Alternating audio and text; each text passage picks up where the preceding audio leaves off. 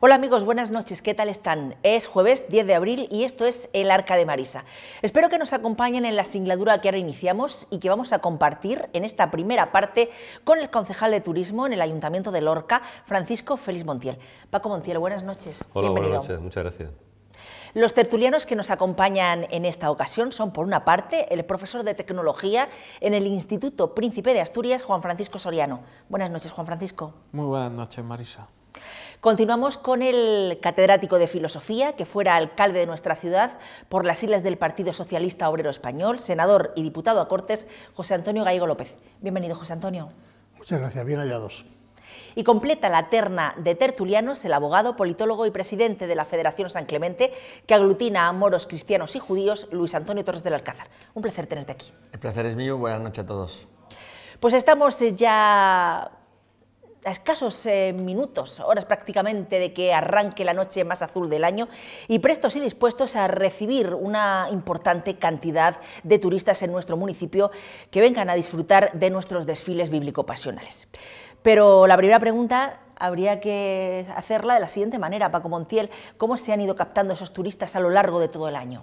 Bueno, pues es un trabajo, como acabas de decir, de un goteo de agua fina, poco a poco, ¿no? Hemos estado durante todo el año trabajando en distintas ferias a las que hemos acudido, hemos estado trabajando de una forma muy intensa en los últimos meses en las provincias cercanas a la nuestra, como han sido Almería, Granada, Jaén, Málaga, Alicante y Albacete, con una promoción importante, utilizando medios de comunicación, televisiones locales, periódicos digitales y exposiciones que hemos hecho también de los carteles de Semana Santa. Y la verdad que hemos notado que ese trabajo que ha hecho el personal de la Concejalía de Turismo, en colaboración algunas veces también con el Liceo Lorquino, pues en los últimos días sobre todo, la afluencia o la llamada interesándose por la Semana Santa de Lorca en un número superior a años anteriores, con lo cual la intención o la expectativa de público para esta Semana Santa desde el punto de vista nuestro de la Concejalía de Turismo es muy importante y la verdad que estamos muy ilusionados porque pensamos que puede ser una muy buena Semana Santa. Pero ¿realmente estamos preparados para recibir una avalancha de visitantes? Hombre, ¿cuál es nuestro punto de vista turísticamente hablando? Nos preparamos para ello. Sí es cierto que en cuanto al número de plazas hoteleras, Lorca tiene las que tiene, es decir, tenemos los hoteles que tenemos, estamos sobre las 200 plazas de hoteles de 4 estrellas aproximadamente, luego sí que tenemos un número importante de hoteles y hostales y luego tenemos un número importante de casas rurales, que también es otra opción para que el turista pueda hospedarse, ¿no? Pero luego también tenemos el turista la persona que acude a la playa, acude a las zonas de Mar Menor, La Manga, Mazarrón, incluso la zona de Vera, que utiliza un día o dos de los días que tiene de estas vacaciones de Semana Santa para venir a ver las procesiones. Y en ese turista en el que nosotros este año hemos hecho hincapié, ¿no? Hemos hecho mucha intención de venir, porque el turista del hotel ya está, pero queríamos captar a este tipo de turistas. Y ese es el que creo que este año hemos conseguido traer. De hecho, ya digo que las llamadas son bastante importantes, la venta de sillas, por lo que me dicen las dos cofradías, Blanca y Azul, que son las que tienen la competencia en ese tema, pues también están bastante ilusionados, los hosteleros también están bastante ilusionados, con lo cual yo digo y luego las personas, hay otro dato, ¿no? En las personas que trabajan en la oficina de turismo, que llevan muchos años, antes que yo incluso trabajando lógicamente, que han captado ese entusiasmo, ese ambiente, sobre todo incluso en los últimos meses que hemos tenido muchos visitantes, llevamos un par de semanas con 4 y 5 autobuses diarios en Lorca, y de esos autobuses que mucha gente, ya digo, de Alicante, de Albacete, de Almería, se han interesado por venir a la Semana Santa, con lo cual creo que si el tiempo acompaña, y esperemos que sí, vamos a tener una muy buena Semana Santa. Un año más el Ayuntamiento de nuestra ciudad se ha volcado en esos desfiles bíblico-pasionales que arrancan mañana, Viernes de Dolores, y que se van a prolongar hasta el Domingo de Resurrección. ¿Qué dispositivo turístico habéis preparado? Pues tenemos dos cosas. Uno que ha sido el dispositivo que ya hemos utilizado que estamos utilizando en cuanto a la información de cartelería, de folletos, etcétera, que para no equivocarme lo tengo aquí apuntado, hemos hecho 3.500 carteles de Semana Santa, 2.500 de ellos en español y el resto en otro idioma. 16.000 programas para informar sobre todo lo que acontece estos días, no solamente en cuanto a la procesión, sino otra serie de actividades que hay en la ciudad e incluso en algunas pedanías. Hemos hecho 6.000 cortejos en el que se explica detalladamente a los personajes que salen en el cortejo, en la procesión, y luego también en colaboración con una periodista local, con una fotógrafa local, María José, se han hecho 3.000 revistas de Semana Santa, que esta la edita ella, no colaboración con el Ayuntamiento, pero la edita ella. Con lo cual yo creo que es un amplio abanico. Y luego hay otra cosa este año, otra novedad este año, que ha sido que gracias a la Concejalía de Nuevas Tecnologías, a través de Internet se pueden llegar a acceder a este cortejo por el teléfono móvil, y en ese teléfono móvil viene explicado todo lo que es el cortejo, incluso los accesos a la ciudad, itinerarios de la procesión, el tiempo, una serie de datos que incluso no vienen en el folleto que viene escrito. Y a eso, lógicamente, el personal humano, ¿no?, que es muy importante. ¿Aproximadamente cuántas personas pues, se van a involucrar? Aparte de las personas normales y habituales que están en la oficina de turismo, entre unas 15 o 20 personas se reforzarán los días más importantes de Jueves y Viernes Santo. Tendremos puntos de información turística en las puertas de las cofradías Blanca y Azul, San Francisco y Santo Domingo. Tendremos en el Palacio de Guevara, tenemos en el Ayuntamiento, y luego el Viernes Santo se reforzará con personal móvil por la avenida, ¿no?, para informar a aquellas personas de última hora que quieran informarse. Y a eso hemos añadido, ya el año pasado lo hicimos y este año también, porque hemos tenido mucha aceptación, nuestro punto de información turística, que es un punto que utilizamos para acudir fuera de la ciudad, incluso a ferias, que lo vamos a colocar a la afluencia de Juan Carlos I con Santa Clara, aunque haga un poco de publicidad, en el Puente del Eroski, para que la gente se ubique, y que ya digo, estamos poniéndolo, este es el tercer año, y que bueno, debido a que ese punto ha atendido muchísima gente, pues hemos decidido seguir manteniendo. ¿Con qué presupuesto habéis contado para hacer todo este dispositivo turístico? Muy pequeño. Nosotros tenemos un presupuesto muy justico. Hemos intentado recabar fondos y colaboraciones de empresas, y gracias a ello hemos podido sacar adelante este año este importe. No sé decirte ahora mismo la cantidad porque es muy pequeña, casi da vergüenza decirla. Yo sí que agradezco, y de hecho pues en el cortejo aparece, ¿no?, por detrás, empresas, personas que han hecho posible, patrocinadores que han hecho posible este evento, y gracias a ellos pues hemos podido sacar todo el dispositivo. Nos hablabas de esos puntos estratégicos donde se van a colocar estos miembros de la oficina de turismo para ir informando a los visitantes que acudan a Lorca en estas fechas, y nos decías que ya se está animando el ambiente bastante, que según te comentan desde las cofradías, la venta de sillas va bastante bien. Por lo tanto, el que sea de pago, tanto Viernes de Dolores como Domingo de Ramos, no ha bajado en nada la aceptación de estos desfiles bíblico-pasionales. Yo creo que ha mejorado incluso. Fíjate que antes, cuando al Viernes de Dolores alguien quería, o el Domingo de Ramos alguien quería presenciar la procesión, tenía que bajarse a las tribunas muy pronto, a las 3, a las 4 de la tarde tenía que coger sitio, porque si no difícilmente lo podía coger. Incluso había personas que ocupaban espacio y luego gestionaban, ¿no?, ellos esa posibilidad que alguien luego lo ocupara. Eso hacía que mucha gente, pues a la recogida de banderas, los bares que tienen que vivir lógicamente en las terrazas esos días, pues se vieran perjudicadas. Y luego hay otra cosa que los hoteleros nos habían dicho muchas veces: ellos querían vender Viernes de Dolores y Domingo de Ramos a sus clientes, y la dificultad que tenían es que no podían ofertarle la posibilidad o la seguridad de que tuvieran sitio en la tribuna, porque lógicamente era de libre acceso, y el que pilla, pilla, como decimos por aquí, ¿no? Desde que se puso el año pasado el tema de la venta de sillas, yo no sé si ha sido ese el motivo o no, pero este año, por ejemplo, me decían desde Hostelor que para Viernes de Dolores y Domingo de Ramos estaban entre el 60 y el 80%, o sea, un 75% de media aproximadamente de ocupación hotelera, que es muy importante, en unos días que anteriormente prácticamente no se contaba con ello. Es decir, hoy venir a la ciudad de Lorca con las ofertas que hay de paquetes de fin de semana, un Viernes de Dolores, un Domingo de Ramos y una entrada a procesión, con el espectáculo que ya tenemos esos días, que son cada día, cada Viernes de Dolores y Domingo de Ramos, las procesiones van a mejor y van a más, pues por 3 euros poder ver ese magnífico espectáculo, yo creo que es un auténtico regalo, ¿no? Entonces, hay gente que aprovecha ese fin de semana y que hemos notado que van a venir a la ciudad, con lo cual, pues yo creo que ha sido una mejora. Incluso luego ya por el tema de seguridad, ¿no?, de que cada persona lleva su ticket, en caso de cualquier tipo de problema lo tiene, las sillas van numeradas, el número de personas que entran en la tribuna son las que deben de entrar. Yo creo que sinceramente 3 euros es un precio prácticamente simbólico, yo creo que todos podemos disponer prácticamente de 3 euros. Y bueno, que yo creo que se ha mejorado en ese sentido, y de hecho el año pasado fue la prueba, este año incluso con la numeración vamos a comprobar que incluso va a ser mejor, y esa es la opinión que tenemos desde los que estamos metidos en este mundo. Hay otra Semana Santa paralela a la que discurre por la principal arteria de la ciudad, la avenida Juan Carlos I, que se desarrolla pues en los museos de las distintas cofradías, en las naves donde ya se encuentran esos caballos que van a desfilar por la avenida.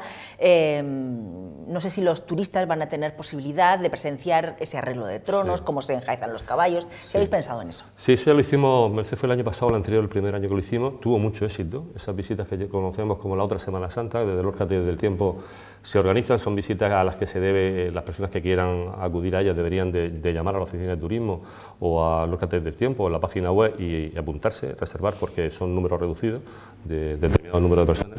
Y es verdad que se puede acceder siempre y cuando, lógicamente, el operativo de la producción así lo permita, pues a arreglos florales de torno, a las caballerías, cómo se viste un romano, cómo incluso están terminando de coser o de bordar cualquier otro manto o traje que sale en la procesión, y la verdad que tuvo el año pasado mucho éxito y esperamos que este año también. Es una forma diferente, ¿no?, de conocer la Semana Santa. Incluso yo diría que muchos lorquinos que no conocen eso podrían aprovecharse, porque se darían cuenta que cuando uno se sienta en la tribuna y ve pasar ese magnífico espectáculo, que sea consciente de lo que hay detrás. Hay cantidad de trabajo, cantidad de mayordomos, cantidad de bordadoras, de costureras, de personas que de forma interesada, incluso pagando, porque muchos de los que salen en las cofradías pagan, trabajan para que ese espectáculo lo podamos ver, y muchos de ellos no lo ven, porque se sacrifican en la casa del paso, en la nave, para cuando sale la procesión estar esperando a recogerla. Es decir, es un trabajo impagable que yo creo que los que se sientan en la tribuna y ven el espectáculo son conscientes de lo que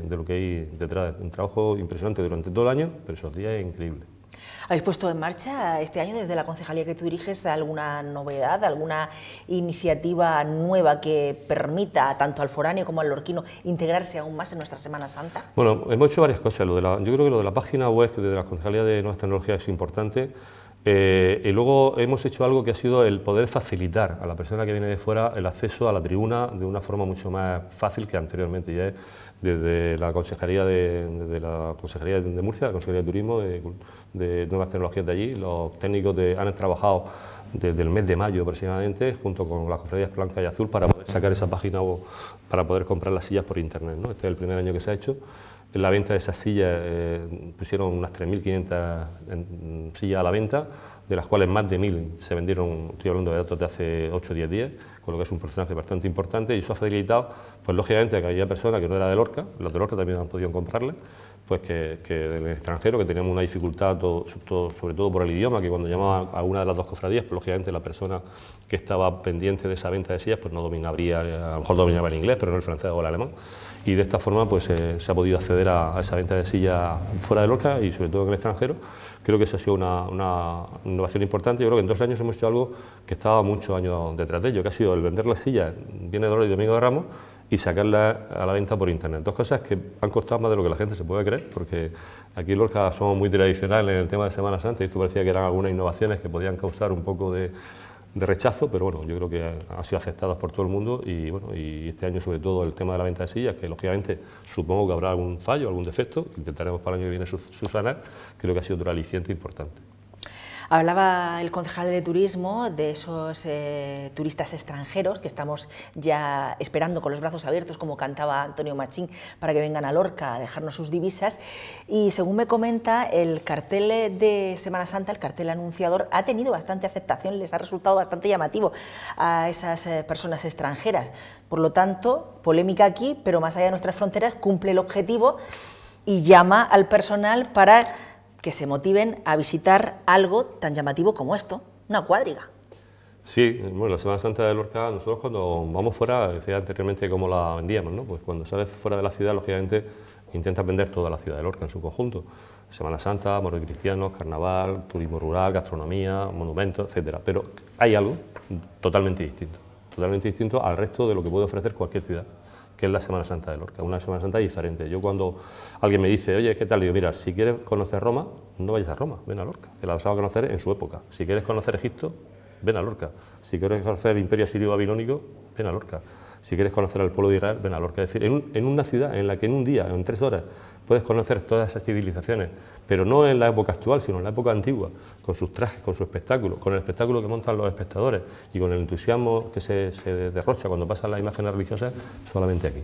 Y entonces, pues lógicamente, yo creo que es una forma importante de vender la ciudad y decirle a la gente que Lorca es así. Por eso ese cartel, quizás aquí en Lorca mucha gente no pueda llegar a entender, pero es un cartel para vender fuera de la ciudad, como hemos hecho algunos spots publicitarios que son para vender fuera de la ciudad, para que la persona que está en La Coruña, o está en Pontevedra, o está en Londres, pues vea algo diferente y atractivo y diga, ¿esto qué es? Esto se produce en Lorca, y esto se produce en Lorca en Semana Santa, y el Viernes Santo, y el Jueves Santo, y el Viernes de Dolores, Domingo de Ramos, Resurrección, nada más que aquí, no en ningún otro sitio del mundo. En tu tarea como concejal de turismo has visitado infinidad de localidades, de provincias, llevando el nombre de Lorca. ¿Cómo explicas lo que es nuestra Semana Santa? ¿Cómo explicas lo que es un Viernes Santo en Lorca? Pues hombre, yo siempre cuando vas a cualquier sitio, tanto como concejal de turismo, que yo creo que como cualquier lorquino cuando salimos de viaje, ¿no? El tema de Semana Santa siempre está ahí, ¿no?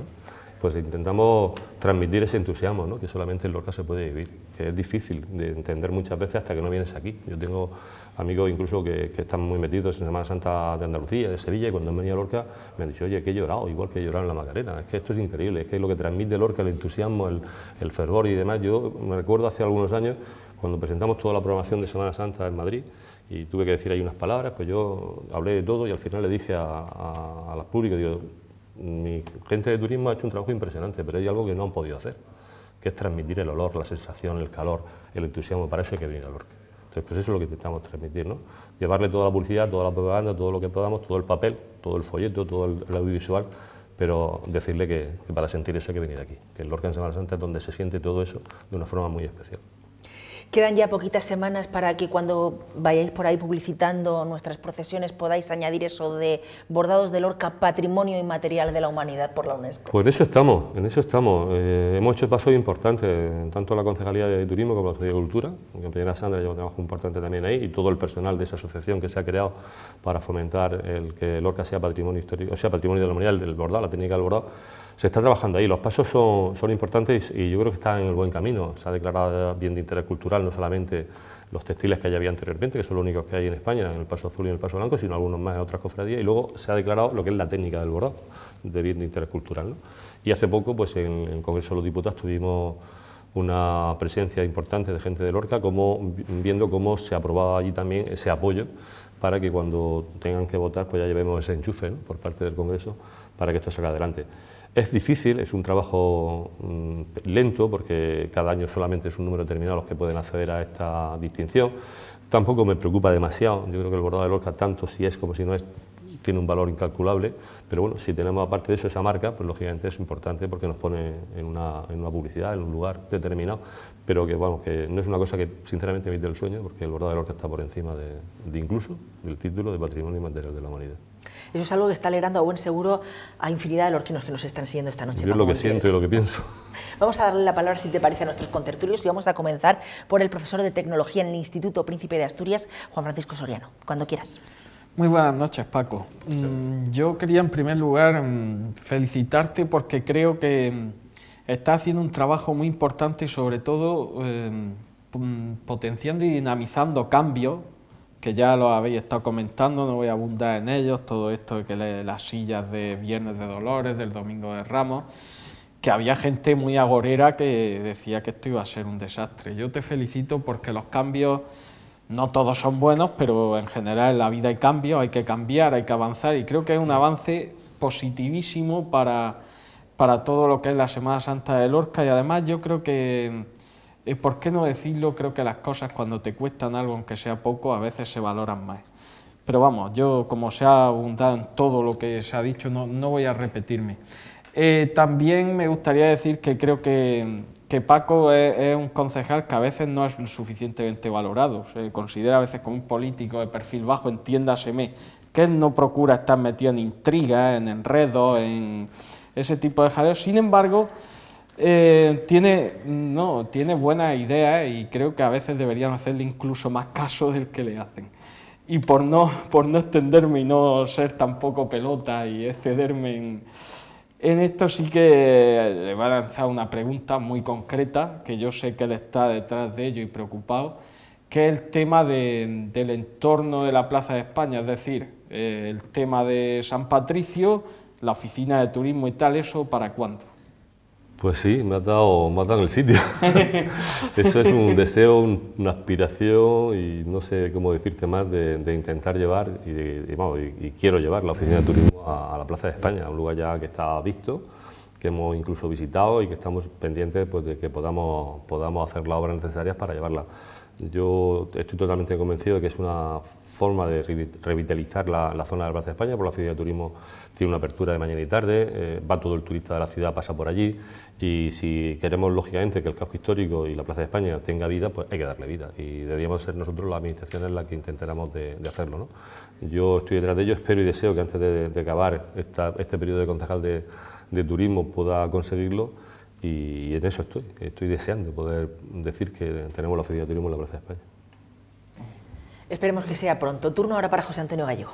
Bueno, ante todo, buenas noches. Me alegro de compartir contigo un rato de conversación.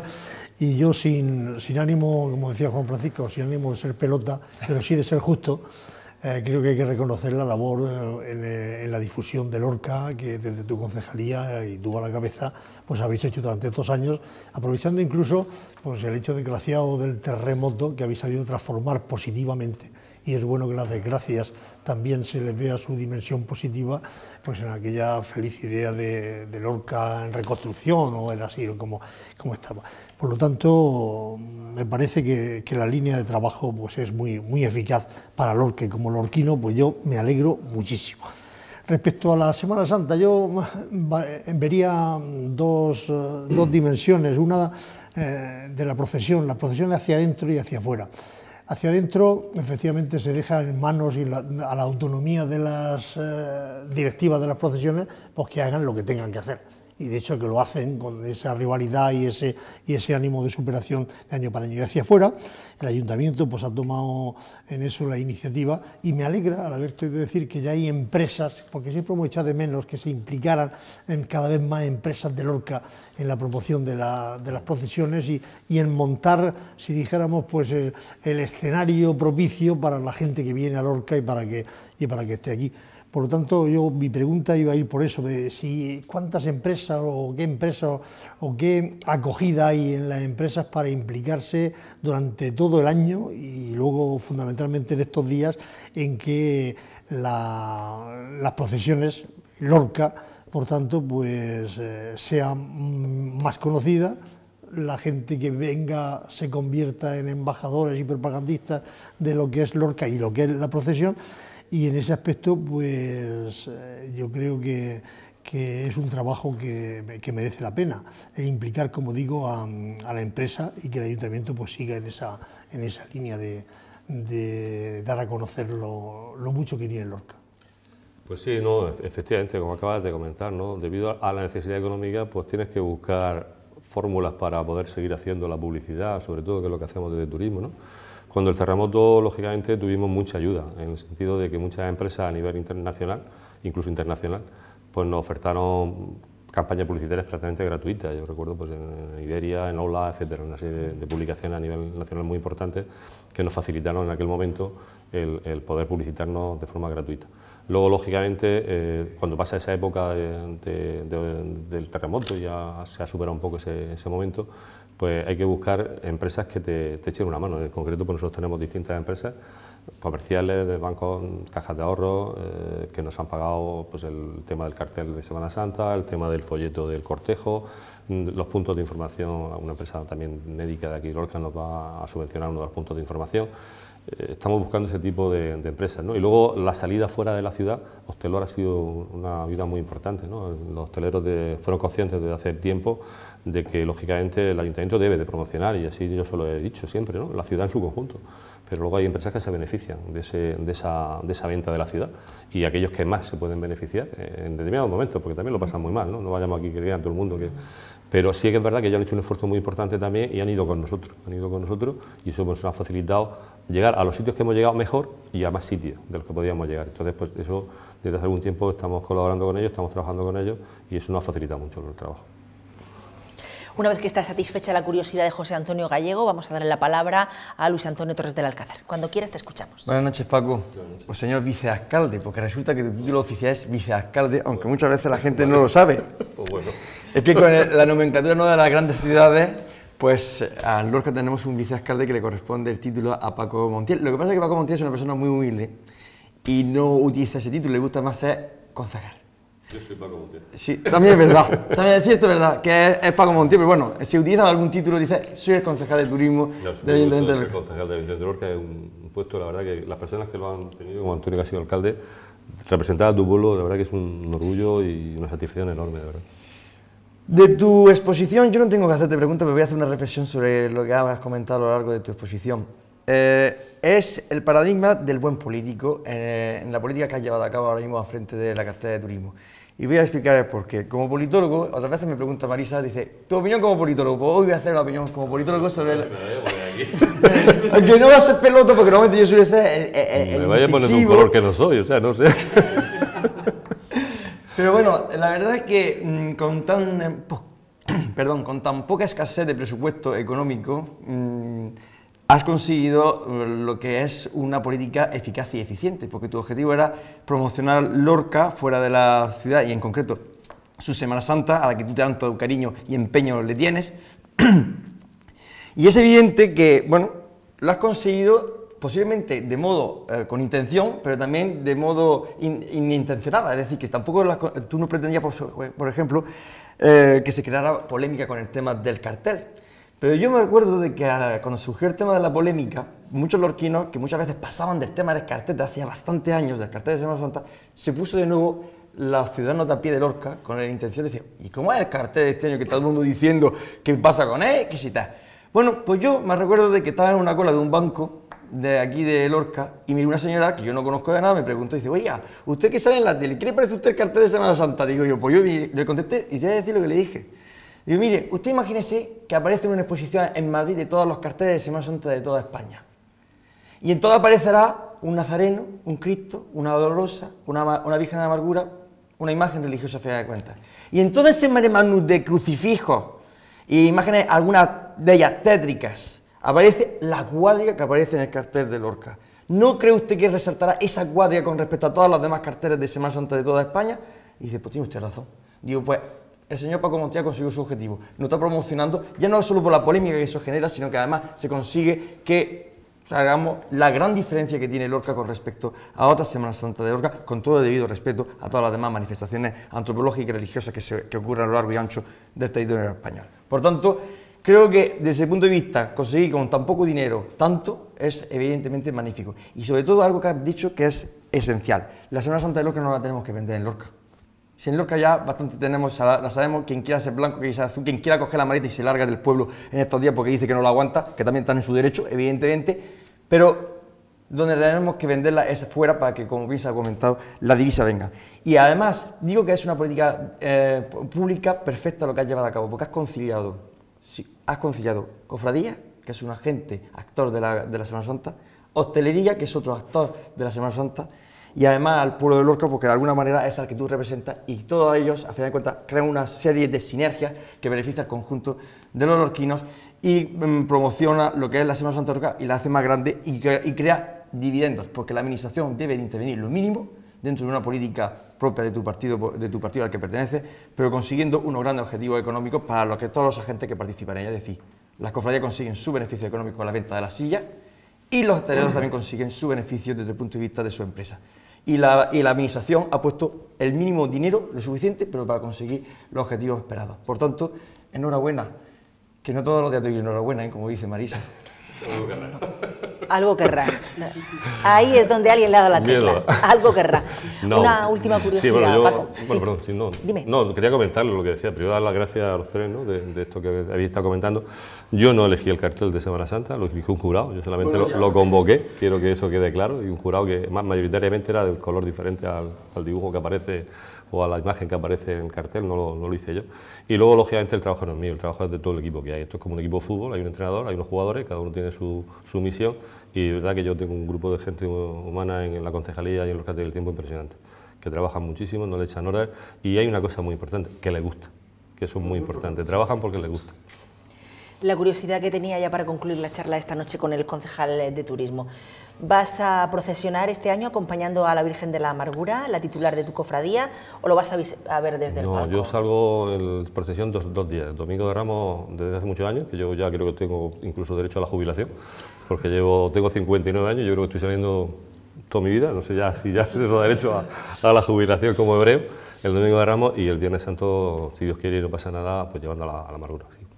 Pues muchísimas gracias, Paco Montiel, y que haya mucha suerte esta Semana Santa. A todo. Esperemos que sea una Semana Santa para todas las cofradías importantes, que el tiempo acompañe y que los lorquinos, que son los que deben de llenar las tribunas y con su grito animar a sus cofradías, disfruten y lógicamente pues que venga mucha gente de fuera también.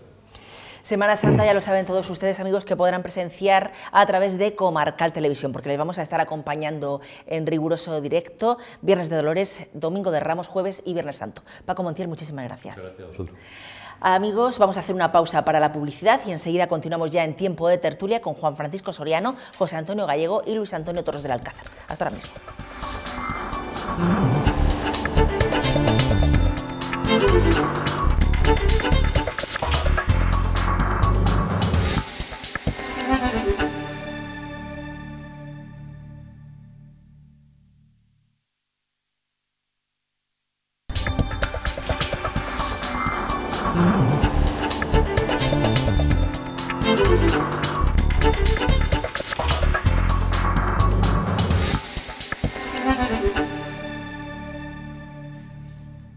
El Arca continúa sin gladura, amigos, en esta noche de jueves 10 de abril y les recuerdo con sumo agrado que nos acompaña ya en Tiempo de Tertulia. Por una parte tenemos al profesor de Tecnología en el Instituto Príncipe de Asturias, Juan Francisco Soriano. A su lado, el abogado, politólogo y presidente de la Federación San Clemente, Luis Antonio Torres del Alcázar. Y aquí a mi derecha, porque él lo tiene muy claro, ya me ha dicho más de una ocasión que siempre votará a la izquierda, José Antonio Gallego López. ¿Lo he dicho correctamente? Lo has dicho correctísimamente. Señor alcalde de Lorca. Correctísimamente, bueno, exalcalde de Lorca. Pero sí, yo siempre votaré a la izquierda, lógicamente a nivel nacional. A nivel local habrá a ver quién va en las listas. Habrá posibilidad de hablar de eso. Sí. En los próximos días. Por lo pronto nos vamos a ocupar del gobierno de la comunidad autónoma, de la región de Murcia, del señor Valcárcel y de las declaraciones que ha realizado el primer mandatario local, Francisco Jódar Alonso, al hilo de la marcha de Ramón Luis Valcárcel Siso. Y es que el alcalde de Lorca, Francisco Jódar, ha manifestado que la historia pondrá al presidente Valcárcel donde le corresponde y dirá que fue una pieza clave en la reconstrucción de nuestra ciudad, seriamente castigada por los movimientos telúricos del miércoles 11 de mayo de 2011. Tras hacerse oficial la renuncia de Ramón Luis Valcárcel a la presidencia de la comunidad, Jódar ha dicho que tras aquella catástrofe su colaboración fue fundamental para diseñar el proceso de recuperación de Lorca y ha recordado además Francisco Jódar que dijo a su gobierno que esa era la prioridad absoluta.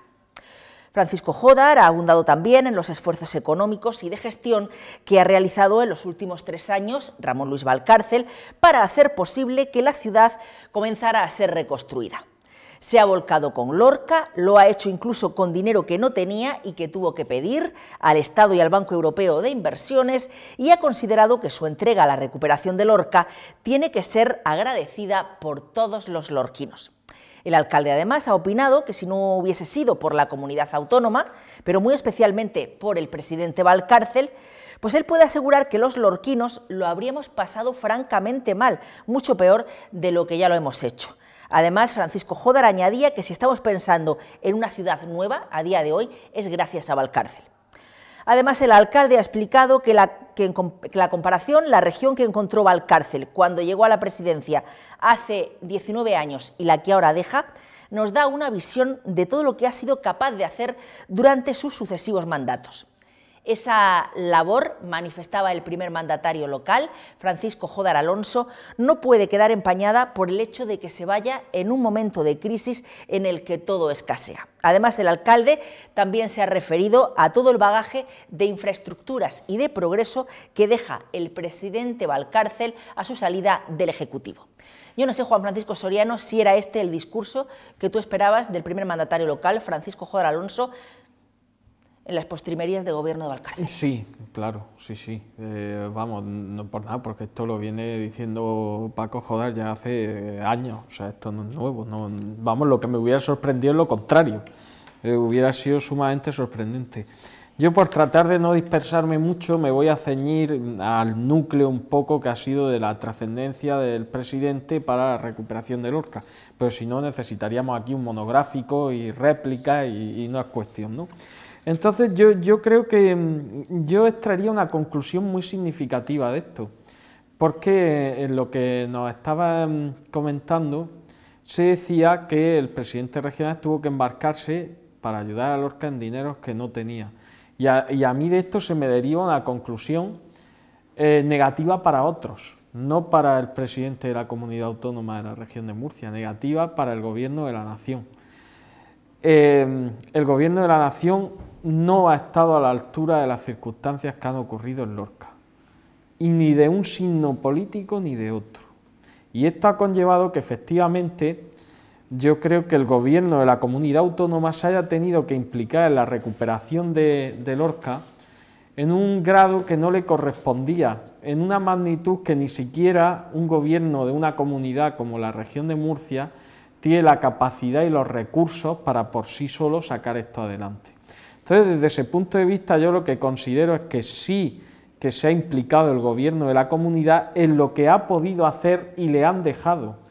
Otra cosa es que a lo mejor en algunas cuestiones esto no se haya visto, no se haya podido manifestar de forma fehaciente, o que haya habido momentos en que efectivamente las cosas no han ido lo rápido que nos hubiera gustado. Pero yo, salvo que a mí me engañen, que no digo que no pueda pasar, que me hayan engañado, yo la mayoría de informaciones que tengo, incluso de pagos de ayudas que están pendientes, es que la parte que corresponde al gobierno de la nación es la que hace que no se paguen las ayudas, lo cual a mí me parece lamentable. Yo creo, sin querer entrar en grandes alabanzas, que sí, a mí al menos me ha dado la sensación, tanto por lo que ha dicho como por lo que ha intentado hacer. No hay que olvidarse que el gobierno de la comunidad autónoma está embarcando un préstamo para ayudar a Lorca, porque el gobierno de la comunidad está como está de dinero, ¿no? Y ha tenido que meterse en un préstamo porque parece ser que la administración de la nación, el gobierno de la nación, no ha podido asumir una cuestión de Estado como es una catástrofe natural como la de Lorca. Entonces yo sinceramente creo, sin querer hacer grandes elogios ni alabanzas de la figura de Valcárcel, que Valcárcel ha intentado en la medida de lo que ha podido y de los recursos que tenía ayudar a la situación de Lorca, pero aquí el verdadero problema es que ha habido un gobierno de la nación que yo lo siento mucho, pero no ha estado a la altura de las circunstancias, ni del color político que había cuando ocurrieron los terremotos, ni del que hay ahora mismo.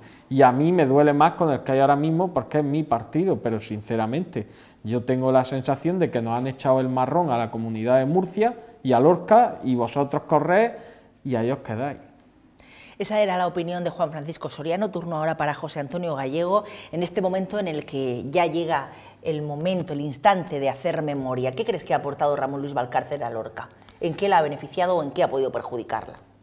Habría que situarlo en la perspectiva regional. Saber qué ha aportado Valcárcel, los 19 años de gobierno de Valcárcel, a la región de Murcia. El balance no puede ser positivo, porque hay el triple de paro de cuando él empezó. El 30% de las familias murcianas está en situación de pobreza, en algunos casos de pobreza extrema. En el tema del agua han fracasado totalmente. Ahora se oculta aquellos letreros tan grandes, aquellos carteles de agua para todos. Zapatero fue tan malvado que en un mes fue capaz de derogar el Plan Hidrológico Nacional, y el PP prometió que al día siguiente de entrar al gobierno pues iba a haber un nuevo Plan Hidrológico Nacional. Llevamos ya 2 años y pico y del tema del agua no se sabe nada más que un memorándum aprobado por ahí en el trasvase actual del Tajo, que ha suscitado problemas en el primer trasvase más o menos conflictivo que ha habido por aquí, que hasta ha hecho temblar al presidente de los regantes del acueducto, que dice que se va, que no puede aguantar tanta presión, porque gracias a la intervención, y tengo que decirlo así, del ministro Arias Cañete, ha podido solucionarse el tema por ahora, porque está lloviendo de Cieza para arriba. Pero ya veremos en las próximas trasvases. El tema del agua es un fracaso absoluto, porque no han conseguido las promesas que hicieron cuando gobernara Valcárcel. En los temas de las infraestructuras queda muy pendiente el tema del ferrocarril. El tema del AVE, ya veremos a ver cómo llega el AVE a Murcia. Ojalá llegue también a Cartagena.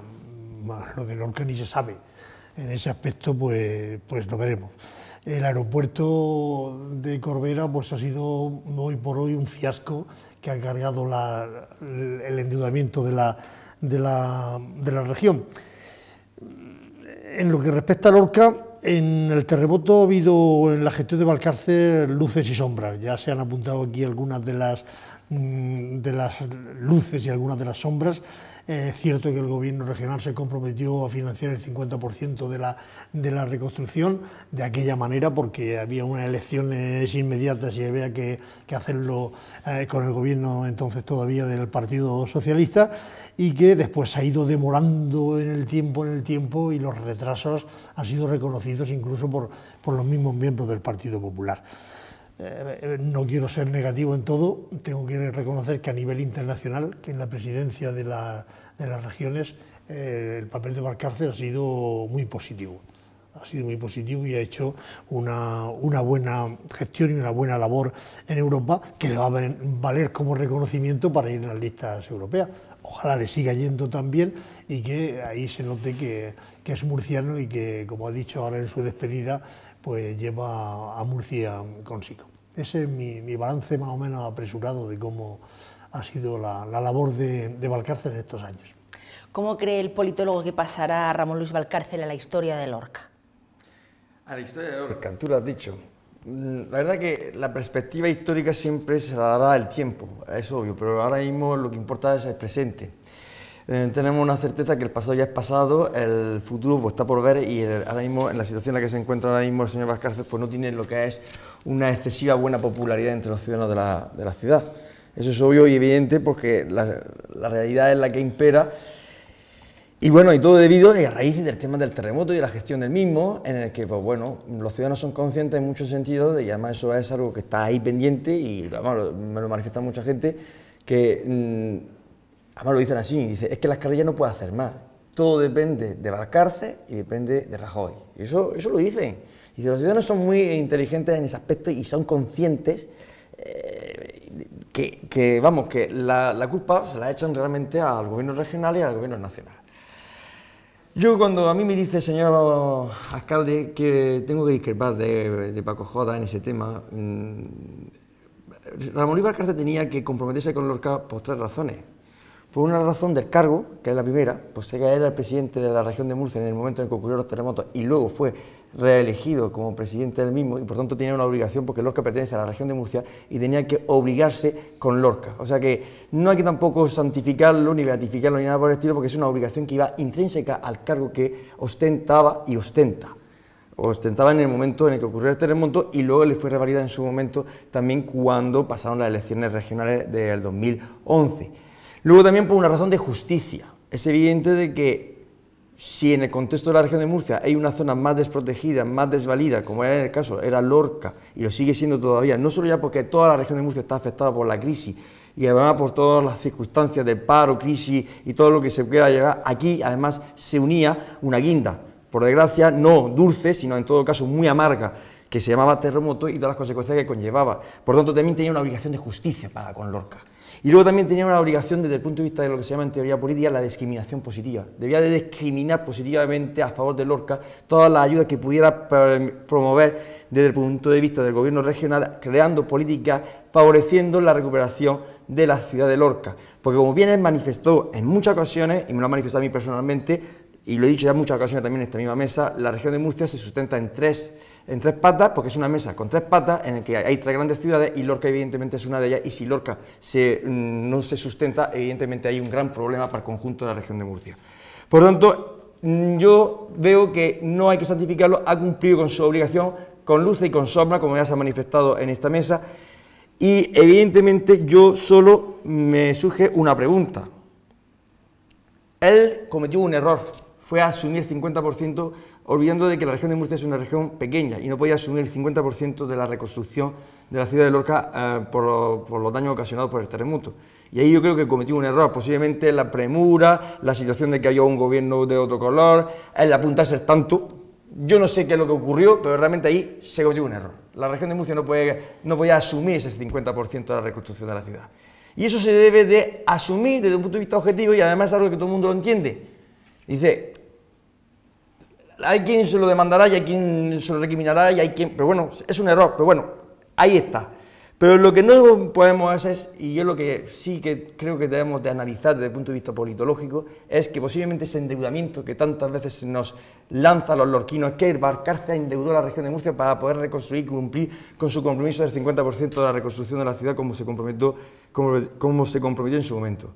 Y yo digo ahora lo siguiente, y el endeudamiento ese en base de la reconstrucción de Lorca no era también para tapar que también había que pagar los gastos que ocasiona la obra faraónica de este gobierno regional, como se llama Aeropuerto de Corbera, porque muchos lorquinos, por suerte o por desgracia, piensan que muchas de sus ayudas están estancadas, piensan legítimamente, están derechos, hay libertad de pensamiento. Perdona, ¿cómo sabes tú lo que piensan los lorquinos? Porque muchos de los lorquinos me lo han manifestado así, me lo han dicho así, dice, es que mucho de nuestro dinero está ahí, gente que está con su resolución favorable, pero todavía no han ingresado el dinero, y te dices, claro, sí que como mis perras están en el aeropuerto, y están en su derecho de pensarlo, es obvio, pero bueno, por desgracia, el pensamiento es libre.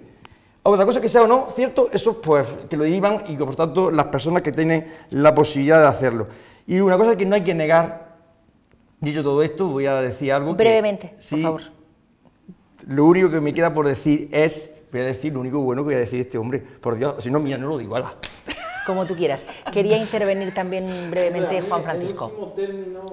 No quiero abrir nuevas líneas de debate, solo establecer 2 o 3 matices. En lo último que decía Luis, yo creo que está muy bien que cada uno puede pensar lo que le dé la gana, pero todas las personas que tienen responsabilidad pública, cargos públicos, y también, por qué no decirlo, repercusiones en los medios, tenemos que ser muy prudentes a la hora incluso de insinuar que dineros que tienen un destino concreto se están usando para otro. Y lo que hay que hacer, gentes que acusan de eso, tienen los tribunales de justicia para ir allí y demostrarlo. Porque además la culpabilidad hay que demostrarla, como bien sabes, Luis, sí, por supuesto. porque la inocencia se supone. Luego, respecto a la inversión en Lorca, la discriminación, que también lo hablaba y tal, es que yo creo que en los últimos 2 o 3 años la discriminación positiva de lo que puede hacer la región de Murcia, si la comunidad no está para inversiones en ningún lado, las pocas que hace las hace en Murcia. Y yo quiero establecer una cierta autocrítica también, porque un problema de los lorquinos es siempre echarle la culpa a otros. ¿Tú crees que Murcia, por ejemplo, siempre se ha llevado magníficamente bien con Cartagena? Yo creo que no, y sin embargo Cartagena ha prosperado mucho. También tendrá que ver que ellos mismos se lo han currado. Y luego, si quería un último matiz, decir que ha dado la sensación de que no se ha hecho nada en el gobierno de Valcárcel y todo ha sido súper negativo. Y yo creo que la región de Murcia ha sido muy víctima del proceso de, ¿cómo diría yo?, de desmembración de la nación, de que Murcia no somos una facción poderosa y como aquí la nación cada día está más en riesgo, pues a Murcia se nos ha pegado la patada, porque es que, por ejemplo, el agua, que yo estoy de acuerdo con José Antonio en que el tema del agua es muy grave y no se ha solucionado, es que nos han dejado tirados. ¿Por qué? Pues porque por lo visto no somos nacionalistas o no somos no sé qué historia y nos hemos quedado 2 veces.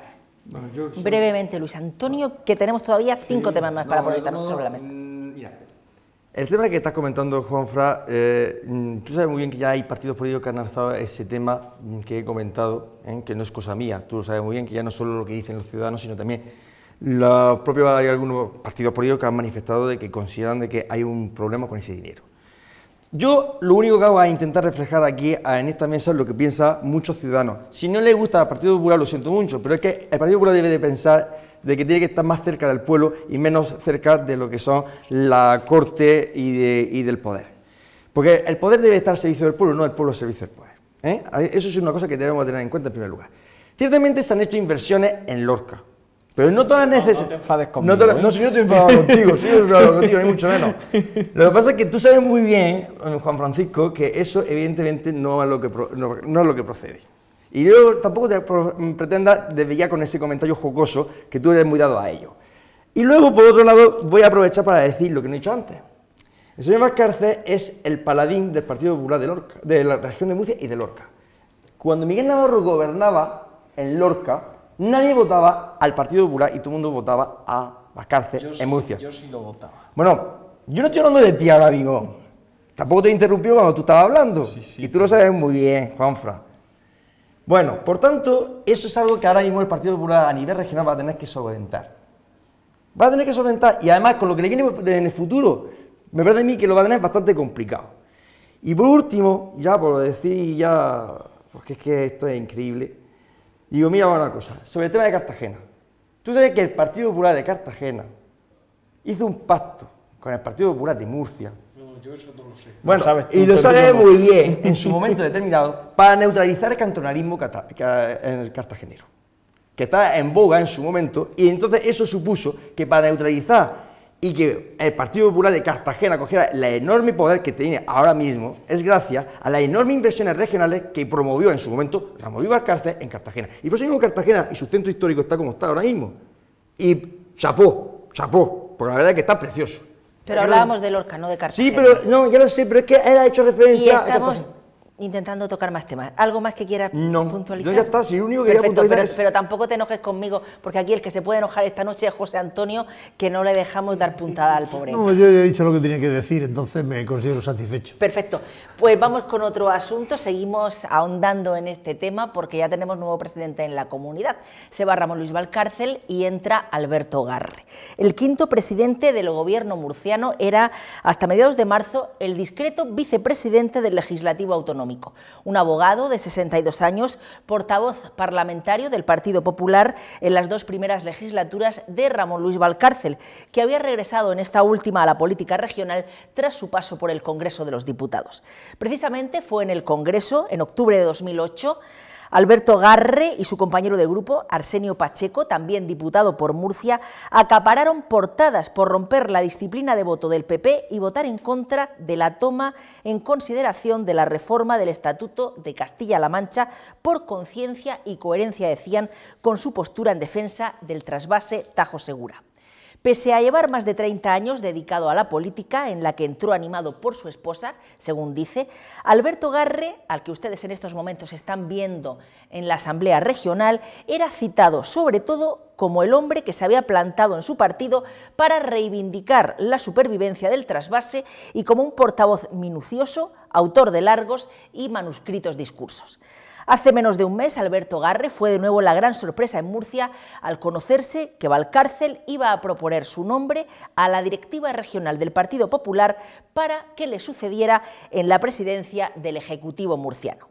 De talante más bien serio, hombre muy trabajador y persona fiel a sus colaboradores, según destacan en su círculo, el quinto presidente murciano nunca había ambicionado esa posibilidad ni entrado jamás en las ternas político-periodísticas para suceder a Ramón Luis Valcárcel casi 20 años después de la llegada de este al Palacio de San Esteban.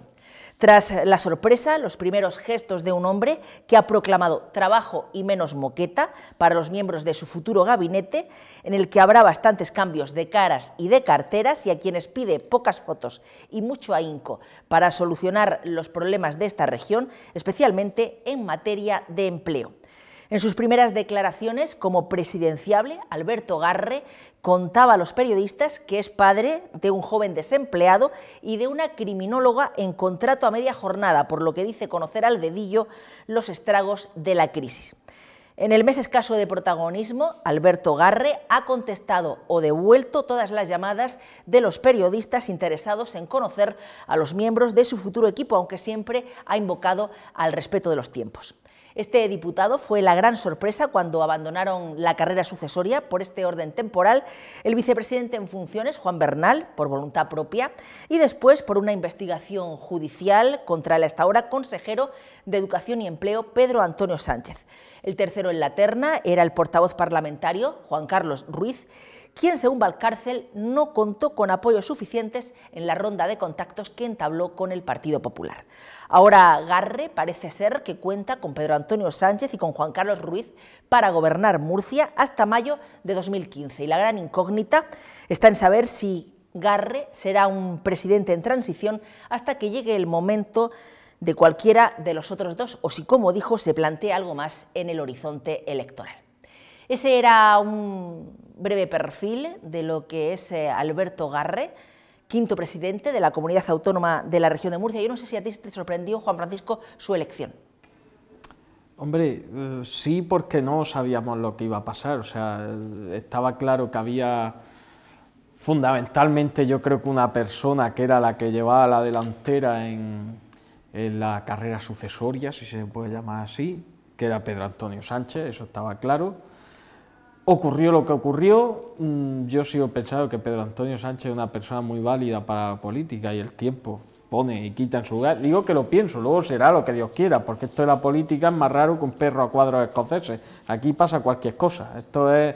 Pero bueno, el hecho es que aquí está Alberto Garre, que lógicamente tenía que ser un diputado de la Asamblea, el elegido, y yo no me voy a aventurar en si va a durar más de un año, si después va a ser el candidato. Yo no tengo ni idea de lo que va a pasar, porque yo de las intrigas desconozco y además prefiero no conocer, tampoco me interesan mucho. A mí me interesa Alberto Garre, yo personalmente he coincidido con él en una ocasión, en Madrid, que estuvimos de visita, creo que ya lo dije anteriormente en este programa. Pues nada, un hombre en lo personal amable, agradable, que nos atendió muy bien y tal. Y luego, a mí de todo lo que ha hablado, me destacaría aquella ocasión en la que se salió de la disciplina del partido por una cuestión que era de justicia y que entronca con lo que hemos hablado antes. Es que el problema es que como esta nación se está deshaciendo por momentos, como aquí ya todo el mundo va corriendo a ver quién salva su comunidad autónoma, su barco, su lancha, su trozo de tierra o lo que sea, o su medio voto, pues aquí estamos con políticos que en general tienen muy poco coraje para defender principios y mucho para defender la disciplina de voto. Yo creo que Alberto Garre, desde luego en el tiempo que sea presidente, que no sé si será mucho o poco, yo creo que se va a esforzar por hacer las cosas bien por la comunidad autónoma de Murcia y que va a intentar pues ayudar en la medida de lo posible. Según tu experiencia política, José Antonio, ¿Alberto Garre va a ser un presidente transitorio o se va a intentar aferrar a la silla y al poder? Eso por una parte. Y por otra parte, ¿va a volar solo o bajo la tutela de Ramón Luis Valcárcel? Yo creo que una persona seria, ya se ha dicho en su perfil que es serio, trabajador. Yo en ese aspecto lo conozco un poco a la distancia, pero en fin, sé que ha tenido esa fama, persona seria, trabajadora y un poco duro en algunas de sus decisiones también, que eso no está de más en la política. Pero para la mayoría de los ciudadanos es desconocido, porque era una persona que estaba en una segunda o tercera fila ahora mismo y que llega de rebote. No quiero decir eso de que es un candidato a palos, porque es una cosa que ya está muy vista, pero es una persona que creo que en la que ha primado para la aceptación la disciplina de partido, es decir, que hacía falta que alguien sacara al PP de este embrollo que lo han metido, pues esa imputación del consejero, que me extraña que haya sido nombrado consejero tanto imputado, de Pedro Antonio Sánchez, que era el que estaba llamado para la sucesión de Valcárcel. Garre no estaba en la terna, por lo tanto no se pensaba en él. A mí me preocupa lo que vaya a hacer, porque no se puede hacer milagros ahora mismo desde el gobierno de la comunidad autónoma, porque se encuentra con un problema grave de financiación, un problema grave de mantener el estado de bienestar al que se ha podido llegar en estos años y que está siendo recortado en estos 2 últimos años, pues se está recortando pues a marchas forzadas, sobre todo en sanidad y educación, como se está viendo. Pero claro, se encuentra con un problema y no quiero extenderme mucho más. Es que en la región de Murcia el 80% de los ingresos vienen de fuera. O sea, depende de subvenciones del Estado, de aportaciones del Estado, de otras administraciones en general, y solamente el 20% son ingresos propios y a veces de difícil recaudación en estos tiempos, con los cuales si no hay ingresos, como he dicho muchas veces cuando se habla de presupuestos, pues difícilmente se pueden cuadrar las cuentas. Por lo tanto, ese es el gran problema que se encuentra Garre, al cual yo como murciano, como lorquino, pues le deseo pues el mejor de los éxitos por el bien de la región, pero hay que darle por lo menos esos 100 días que se dan todo político para ver por dónde sale. ¿En qué crees, Luis Antonio, que va a basar Alberto Garre su mandato? ¿De quién va a prescindir? ¿A quién va a fichar? ¿Quién va a ser la gran sorpresa del gobierno de Garre? A riesgo de que me pegue Juan Francisco, porque se ve que hoy dice que yo estoy enfadado con él, pero me parece a mí que él es el que tiene órdenes de su partido para hoy darme palo a mí. Se ve que yo soy ciudadano, pero bueno, yo sé que en el Partido Popular de Lorca soy muy poco querido. O sea, que mira qué cara pone Juan Francisco como diciendo, yo sería incapaz de levantar... Lo primero que va contra las leyes de la física que yo le pueda pegar a alguien, es bastante difícil. Y luego eso de las órdenes del partido, pues bueno, Luis sabrá. Precisamente no es Juan Francisco sospechoso de No, acatar no, muchas pero órdenes. bueno, como hoy te he visto antes que me has dicho tal, pues en fin. Dicho esto, en plan ya paréntesis, bueno, todo apunta al rumor y al cumplimiento de lo que se estaba comentando de que el jefe de gabinete iba a ser un lorquino, Pío Pérez de la Serna, que ya comenté la semana pasada, que bueno, de hecho es bastante buen amigo de Alberto Garre, y además todo apunta que, bueno, no olvidemos que Alberto Garre y Pío Pérez fueron compañeros en el Congreso de los Diputados, cuando eran diputados en el Congreso, y a su vez también, pues bueno, muchas veces fueron los viajes de Murcia a Madrid, de Madrid a Murcia lo hicieron conjuntamente, lo cual pues eso estrecha evidentemente una amistad y unos posicionamientos y unos conocimientos de que, pues bueno, pues hace que, y además eso ahonda también en una cuestión bastante interesante, porque hay que leer también desde el punto de vista, el rumor apunta que va a ser jefe de gabinete de la presidencia. Hay que tener en cuenta de que podría haber dicho pues, que sea consejero, uno de los consejeros del gobierno regional, que bueno, todavía no sabemos, bueno, espérate, que yo sepa no, porque que yo sepa a la fecha de ahora mismo todavía no han salido los nombres de los consejeros,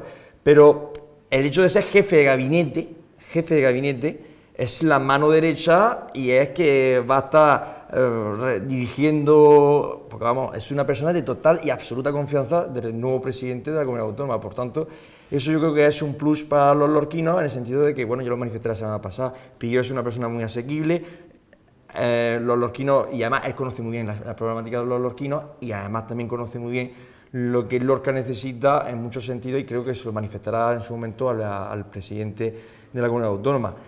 Y en el supuesto caso de que el señor Pío Pérez fuese esa mano derecha del presidente de la comunidad, Alberto Garre, ¿cómo iba eso a influir en los lorquinos? ¿Cuál es el trato que tiene el señor Pío Pérez con el Partido Popular de nuestra ciudad? Porque yo sé, lo lleva muy bien, Otra cosa distinta es que parece ser que se rumorea, pero vamos, que yo, por lo que he podido percibir, las relaciones son, hombre, supongo que Pío Pérez, pues ahora aquí en el partido le caerá mejor y a otros peor, como en todo grupo humano, siempre hay quienes te caen mejor y peor, pero vamos, que en principio creo que, de todo modo te voy a decir una cosa, la erótica del poder, por decirlo de algún modo, ahora le habrán salido amigos hasta debajo de las piedras, lo más probable, porque eso de que le hayan nombrado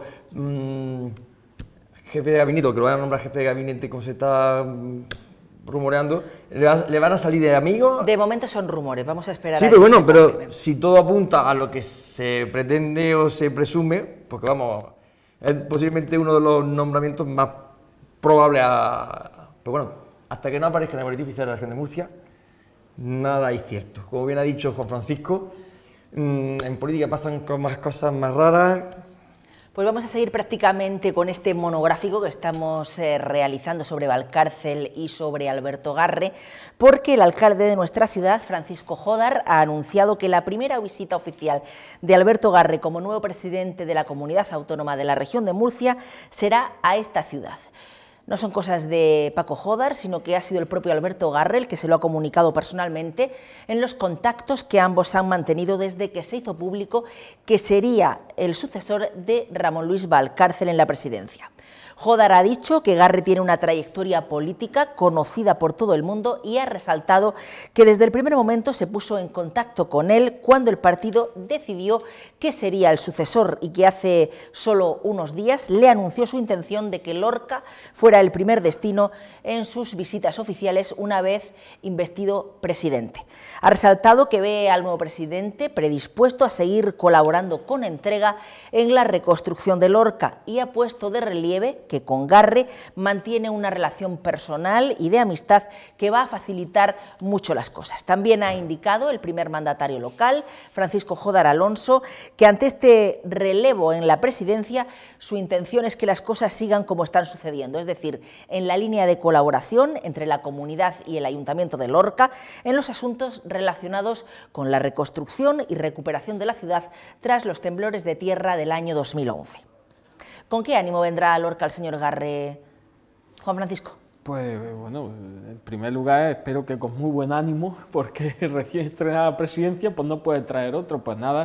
Yo creo que esto es básicamente un hecho simbólico, el querer manifestar que va a seguir la agenda de la comunidad autónoma como prioridad la recuperación de Lorca. Así es que yo creo que eso a cualquier persona de buena voluntad y en la lógica es lo que cabe. A mí no me entra en la cabeza otra cosa, me parece que es un detalle.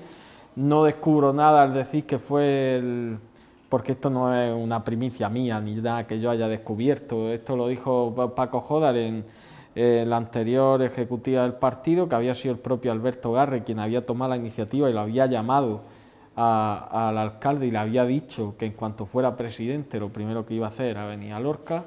Y bueno, me parece un acto de sensibilidad hacia nosotros y que evidentemente pues también algo tendrá que ver que efectivamente se produzca lo que hemos hablado de que si al final Pío Pérez está en el gobierno y es mano derecha, por así decirlo, del presidente, pues seguro que su mano se dejará ver en influenciar en que efectivamente Lorca esté como la prioridad de la recuperación por parte del gobierno regional.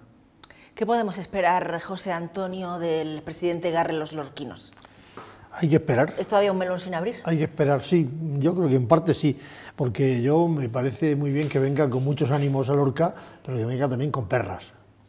Con perras, que al final lo que en política se puede baremar de alguna manera. Y con noticias positivas para temas pendientes que hay en la comarca y en la ciudad, aparte del consabido asunto de completar la reconstrucción de Lorca y los flecos pendientes con respecto al terremoto, que últimamente lo he reconocido aquí y lo reconozco públicamente, pues van bien encarrilados, y entonces eso hay que abundar más para tapar esos todavía porcentajes de personas que necesitan ayuda y que tienen que recibirla. Que venga con buenas noticias para el ferrocarril, para los juzgados de Lorca, que parece que están a punto de desaparecer por ahí. Ahora vamos a hablar de algunos, para el comercio, pues para el empleo en general. Y entonces, en definitiva, lo que decía al principio y dicho en Román Paladino, que venga con ánimos y con perras. Agradecemos la visita, pero, señor presidente, necesitamos también pues algún esfuerzo económico. ¿Y cómo imagina el politólogo que va a ser esa visita? ¿Va a venir a inaugurar una exposición de arte o va a acudir a las zonas más dañadas por esos temblores de tierra? ¿Cómo te la imaginas? Bueno, yo la verdad es que me la imagino, que espero que tenga una forma de hacer política distinta a la que ha tenido su predecesor. No estoy diciendo con ello de que su predecesor haya sido mejor o peor, en el sentido ahora mismo en este tema. Él tiene que ser consciente de que él es Alberto Garre y no es Ramón Luis Valcárcel, y si comete el error de querer ser Ramón Luis Valcárcel II, pues entonces ya sí estará cometiendo el primer error político garrafal. Yo lo que me alegro de que ya dije en esta mesa, cuando ya se rumoraba que iba a ser el presidente, que yo le invitaba a que fuera la primera visita oficial de la región de Murcia, la hiciera en Lorca. Veo que al final se cumplimenta mi deseo que dije en esta misma mesa. Y bueno, yo creo que realmente se va a reunir pues con los lorquinos, pero yo creo que incluso es posible que se reúna con los damnificados, yo creo que va a intentar también reunirse con los ciudadanos de a pie. Y vamos, me da esa impresión, por la forma en que me han comentado. Yo reitero, no he hablado nunca con él, no sé, pero bueno, por lo que me han dicho de su forma de, su talante, su forma de ser. Cuando hables con él lo contarás aquí, me imagino. Pues sí, posiblemente sea en breve, pero ahora mismo todavía no sí, os lo contaré, ¿por qué no? Hacer partícipe a nuestros telespectadores y seguidores de la conversación que he mantenido con él, pero lo cierto y verdad es que hasta la fecha yo creo que él va a tener una visita con los lorquinos en la que va a intentar pues impregnarse de alguna manera de la problemática que existe todavía pendiente de resolver en Lorca a raíz de los terremotos, con independencia de lo que ya se ha manifestado, crisis, paro, en fin, todo lo que ya conlleva y que tenemos a lo largo y ancho del territorio nacional. Pues tendremos posibilidad de continuar hablando del ya presidente de la Comunidad Autónoma de la región de Murcia, Alberto Garre, y ahora vamos a cambiar radicalmente el tercio, pero vamos a hablar de un asunto que nos preocupa especialmente a todos los contribuyentes y a todos los ciudadanos de a pie. Nos ocupamos del Colegio de Abogados de Lorca, que está llamando estos días, por así decirlo, a la rebelión. Verán, la Junta de Gobierno del ilustre Colegio de Abogados de Lorca, en sesión extraordinaria, ha acordado mostrar su más absoluto rechazo al anteproyecto de reforma de la Ley Orgánica del Poder Judicial, aprobada en el Consejo de Ministros del pasado día 4 de abril, en relación con la desaparición de las sedes judiciales no ubicadas en capitales de provincia. Asimismo, han decidido convocar a la plataforma del Guadalentín para la defensa de una justicia cercana al ciudadano y adherirse a cuantas actuaciones proponga el Consejo General de la Abogacía del Estado en contra de la citada reforma. Esta Junta de Gobierno insta además a cuantas instituciones y organismos tengan capacidad de intervención para que realicen cuantas mayores muestras de apoyo sean necesarias encaminadas a la no desaparición de los juzgados en los partidos judiciales de Lorca y de Cartagena, proponiendo a los ilustres colegios de abogados y de procuradores la puesta en marcha de actuaciones conjuntas en este sentido. Asimismo, solicitan de los 3 ayuntamientos del partido judicial, es decir, Lorca, Águilas y Puerto Lumbreras, acuerdos de pleno solicitando el mantenimiento de las sedes judiciales del partido judicial de Lorca, a la vez que solicitan a la comunidad y al Tribunal Superior de Justicia el mantenimiento de las sedes judiciales de Lorca y de Cartagena. Pues como le decía a nuestros telespectadores, Juan Francisco, este es un asunto que no interesa única y exclusivamente a abogados, a juristas, a procuradores, sino a todos los ciudadanos. ¿Somos conscientes realmente de ello? Bueno, no lo sé. Yo soy consciente en primer término de que la justicia en España no funciona bien. Y eso es evidente, porque la justicia tiene que ser igual para todos y rápida. Y por lo que parece, lo primero está puesto en duda, voy a ser suave, y lo segundo está claro que no. O sea, la justicia no es rápida, la justicia es en ocasión una pesadilla. Recuérdese que el que iba a ser sucesor Pedro Antonio, 11 años después, por una cosa de unas perricas, sigue imputado, lo cual es un esperpento. O sea, yo no entro ni si es verdad, ni si no, ni tal, pero es esperpéntico, ¿no? La verdad es que la actuación del ministro Gallardón está siendo verdaderamente complicada, por decirlo de alguna manera, porque no tiene contento a nadie. Yo, que soy de su partido, en líneas generales no estoy contento con su actuación, porque para empezar se dijo que se iba a cambiar el tema del Poder Judicial, se iba a devolver a que fuera el propio Poder Judicial quien eligiera a su portavoz y tal, y lo que han hecho al final los dos grandes partidos, mamonear más si cabe la justicia y tenerla más untada, pues mal vamos. Luego está el tema del aborto, que yo, que soy antiabortista, tampoco me tiene contento, porque llevo 2 años y medio esperando a ver qué pasa y todavía tampoco sé por dónde va a salir. Y luego tenemos el cacao maravillado este del tema, que no está contento nadie. Yo no soy abogado, yo no estoy metido en el sembrado este, pero vamos, contento no hay nadie. Y no creo que sean muy sospechosos. Mira, el Colegio de Abogados de Lorca tradicionalmente, y creo que las personas que siguen estando en la Junta de Gobierno no es que sean precisamente un signo político contrario al del ministro, ¿no? Entonces, pues está claro que aquí algo falla, y yo lo que sí que veo es que durante años, yo desde que tengo uso de razón en Lorca, estamos con el rollo de los juzgados, del Palacio de Justicia, para arriba, para abajo, y ahora nos encontramos con una mano delante y otra detrás, que no se ha hecho nada, que durante años muchas fotos, muchas historias, mucho cual, y ahora nos van a pegar un viaje que nos van a levantar en peso, porque es que yo no veo la manera en la que esto se va a arreglar. Con esta ley, teniendo en cuenta que aquí en Lorca, hasta el día de hoy, para mí, que se está más mirándose al ombligo que haciendo lo que se tenía que hacer, pues yo creo que nos vamos a quedar con un palmo de narices. Es triste, es lamentable, pero y luego ya no sé lo que se tenga que hacer, pero si tantos colegios de abogados que hay, colegios profesionales y tantos rollos han servido para todo esto, pues a lo mejor es que tenía que haber uno en toda España y se acabó la película. Pues tendremos posibilidad de hablar de este asunto con el decano del Colegio de Abogados de Lorca, Ángel García Aragón, después de Semana Santa. Apuntaba Juan Francisco Soriano directamente al Palacio de Justicia, que no se ha construido en nuestra ciudad. ¿Hemos perdido ahí una oportunidad de oro, José Antonio, según tu opinión?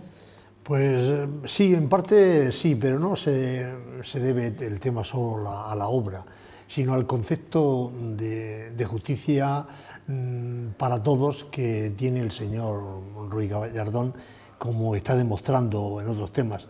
Empezamos por el tema de las tasas, las famosas tasas judiciales que no han dejado contento a nadie, que se han hecho con un criterio estrictamente economicista, diríamos, y perdóneseme la palabreja, porque lo que se ha hecho es para aburrir a la gente, que no presente demandas o no haga denuncias, porque tiene que pagar. Y entonces, pues ante eso, pues ya la gente se echa para atrás. Con lo cual, así creen que van a desatascar la Administración de Justicia, en vez de actuar positivamente, que sería pues agilizar el proceso de informatización de juzgados y sedes judiciales, etcétera, etcétera, incluso pues en los momentos que sea oportuno, pues aumentar o tener el personal suficiente. Esto va contra esta reforma que se dice de supresión de sedes judiciales, contradice el principio general de acercar la justicia al justiciable, porque, hombre, centralizar todo en una sede, primando a las capitales de provincias, pues a lo mejor en otras provincias, a lo mejor en Soria puede tener, digo por poner, o Palencia, que son pues una población muy dispersa, muy distinta, a lo mejor tiene razón de ser, pero en Murcia, la provincia de Murcia, la región de Murcia, con Murcia, Lorca y Cartagena, como tres focos y centros de población muy importantes, pues me parecen una barbaridad. Por lo tanto, yo creo que deben luchar todos los organismos, todas las organizaciones ciudadanas deben luchar para que esto no se lleve a la práctica, pero en general con el criterio ese de que la justicia debe estar cerca del ciudadano. Pues tenemos un abogado esta noche en la mesa. Luis Antonio, ¿tú qué opinas de todo este asunto? ¿Cómo lo ves? Bueno, la verdad es que está la cosa muy fea, para que no nos vamos a engañar. Esta mañana mismo, comentándolo con compañeros, de hecho me dijeron, cuando sabían que iba a venir esta noche aquí a la televisión, me pidieron, dice, habla del tema de los juzgados y que los ciudadanos sean conscientes de lo que le va a suponer el tener que trasladarse a Murcia a hacer una declaración para celebrar un juicio de faltas. Es decir, no solo ya conlleva el tener que presentar la denuncia, sino que luego tú tengas que comparecer ante el juez, pero no vas a ir a Lorca, coges y te vas a ir a Murcia. Ya de por sí ya es un poquito complicado para los aguileños, que tienen que venir desde Águila a Lorca, con que imagínate los aguileños cuando tengan que coger, pasar por Lorca y irse hacia Murcia para celebrar el juicio correspondiente de falta o lo que conlleve la cuestión que se les plantee. Es cierto de que, bueno, va a ser lamentable de que Lorca pueda desaparecer su sede judicial, porque desde el tiempo de los Reyes Católicos nosotros ya se imparte justicia en esta ciudad.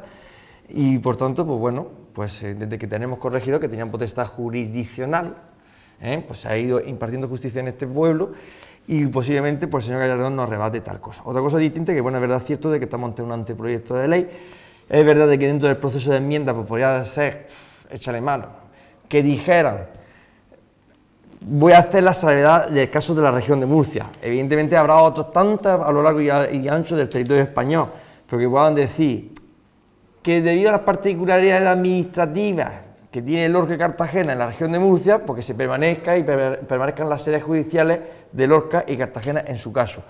Como podría ser, por ejemplo, en otros lugares de la geografía, pues yo qué sé, Jerez de la Frontera en el caso de la provincia de Cádiz, que también es una ciudad muy importante, teniendo en cuenta que la capital de provincia es Cádiz, pero Jerez de la Frontera no deja de ser una capital administrativa de gran relevancia dentro del contexto de la provincia gaditana. Por tanto, todo eso, ejemplos más, habrá a lo largo y ancho de España, y es posible de que, bueno, pues al final ocurriera eso. Lo que pasa es que ahora mismo, a la fecha de hoy, la cosa está muy clara, y ya lo iba avisando la señora decana procuradora la señora decana de los procuradores de Lorca, Nieves Cuartel Alonso, a la cual saludo desde aquí porque sé que es seguidora del programa. Nieves, buenas noches, en el que, bueno, ya lo explicaste este verano pasado, en una entrevista que te hizo Marisa, y en el que dejaste claro de que venía el lobo y el lobo ha llegado. Ha llegado y mucha gente pues pensaba de que eso era nada más que ciencia ficción, y ciencia ficción que finalmente está aquí. De hecho, hay que recordar también que en aquella reunión, asamblea general de los abogados que tuvimos en el Colegio de Abogados, víspera de aquella manifestación que hicimos en el Hotel Don Juan este verano pasado, porque presuntamente iba a venir a clausurar un curso de verano de la Universidad del Mar, Alberto Ruiz Gallardón, y finalmente no se presentó, pero sí que fue el presidente del Tribunal Superior de Justicia de la Región de Murcia, Martínez Moya, el señor Martínez Moya, el ilustrísimo señor Martínez Moya, vamos a hablar con propiedad. En aquella ocasión, se manifestó, y Pío Pérez, en aquel entonces diputado de la Junta de Gobierno del Colegio de Abogados, pues hizo referencia a un diario de sesiones, del Congreso de los Diputados, en el que hacía referencia a que estaba la cosa bastante fastidiada en lo que es el tema de Lorca en concreto. Y eso estaba ahí, en una reunión en la que, por cierto, también hizo parte y hizo presencia de las Caras de Lorca. Claro, yo creo que en aquel momento pues todos estábamos pensando que eran pues rumores, pero el rumor ahora mismo se está confirmando. Y eso pues pone en una situación bastante difícil, y lo que los ciudadanos deben ser conscientes de que, bueno, nosotros los abogados, pues en puesto de estar aquí, pues todos los días cogeremos el tren o cogeremos el coche y nos iremos a Murcia a llevar a cabo nuestras pues, funciones como de defensa, de presentar escritos, y pues, si finalmente se queda la sede judicial de Lorca pues abolida, queda abolida. Pero lo cierto y verdad es que el perjuicio realmente lo tendrán los ciudadanos, porque los ciudadanos, pues si ahora mismo ya se pierde bastante tiempo, entre comillas, pero se pierde tiempo en tener que dirigirse a Lorca, en Lorca, para poder llevar a cabo la celebración de un juicio, pues imagínense que tengamos que irnos todos a Murcia, pues nos tendremos que levantar muy temprano, aparte de desarrollar, de trasladarse a Murcia, pues con todos los testigos, con toda la documentación, en fin, con todo lo que conlleva pues la celebración del proceso correspondiente.